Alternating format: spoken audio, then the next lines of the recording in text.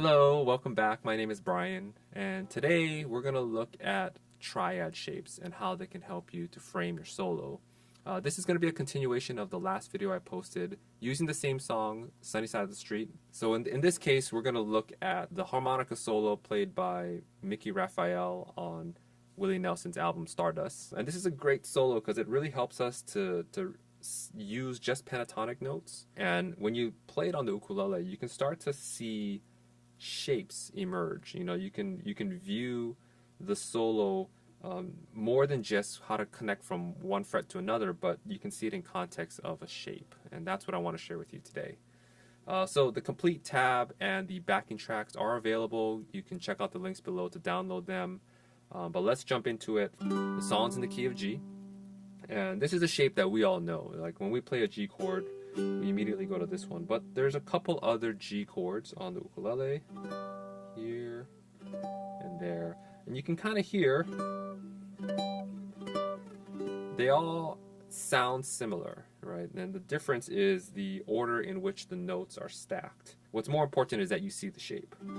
Okay, so this is a 2-3-2. I'm gonna keep playing this low G so you can hear that bass note. That's a G major. Here's the 7, 7, 5. Last one is 11, 10, 10. Okay. Now each one of these is a G chord, and within that G chord you can add a couple notes to make it a pentatonic. So for this one, I'm going to add these notes here, 4 and 5. That's going to become 2, 4, 3, 5, and 2. Okay. So that's my pentatonic off of this shape. Then I've got this shape. I've got another pentatonic from this 7. I'm going to add the 5, 7, 5, and this 7. Kind of looks like a little box. Okay, and that's off of this shape. The last shape is this one.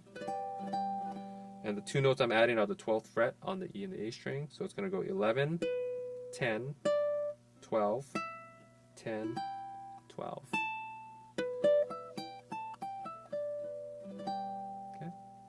Cool. Armed with that knowledge, it's going to help you to frame the solo. Like you're going to start to see how these phrases are built because you can see it in context of these chord shapes. Okay? So let's jump into the beginning of this harmonica solo, starting with this, going into that 3rd fret, but really the way I see it is like this is the 5th fret and 3rd fret of this shape. So I'm really just bending that to come into that note.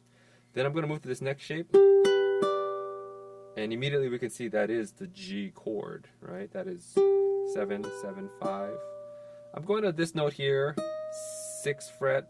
That actually is part of the major chord for the next chord of the song, which is B.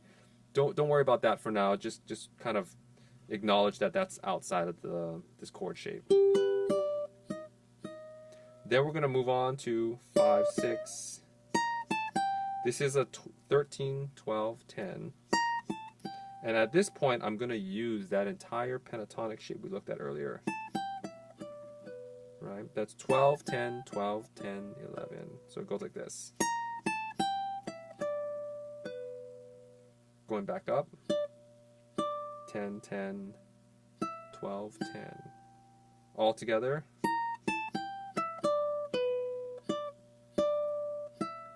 You see how it's all inside that shape, right? That G shape there.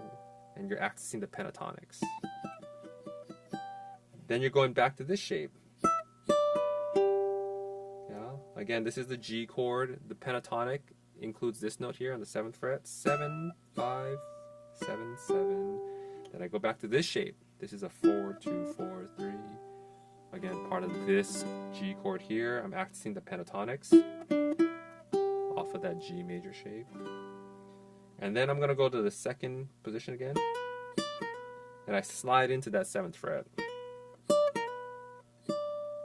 Access that pentatonic note. Right? All within this shape. And then I go to that first bend. And end it there. So let me play it one time through without the backing track, and I'll just kind of call out what shape I'm using. I'll just call this the first shape, second shape, third shape, just to make it easy. First shape,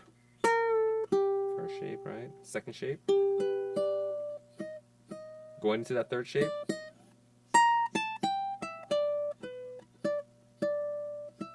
Accessing the pentatonics, second shape, first shape, second. Cool. All right, now I'm gonna play a backing track. We'll use a slower one. I have 3 tempos available. I'm gonna use the second one. This is the 110. 1, 2, 1, 2, 3, 4, 2.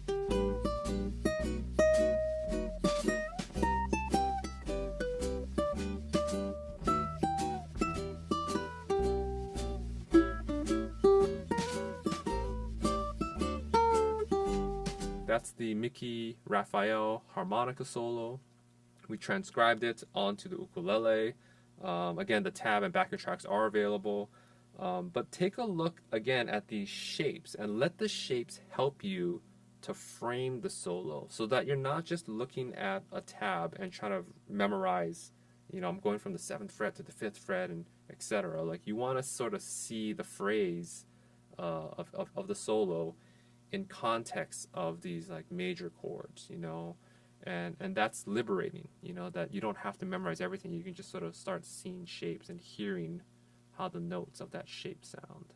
So let's end here. We're gonna play that solo again, and then we're gonna just kind of play around with these different shapes and see what notes we can access in a more improvised fashion. Okay, here we go.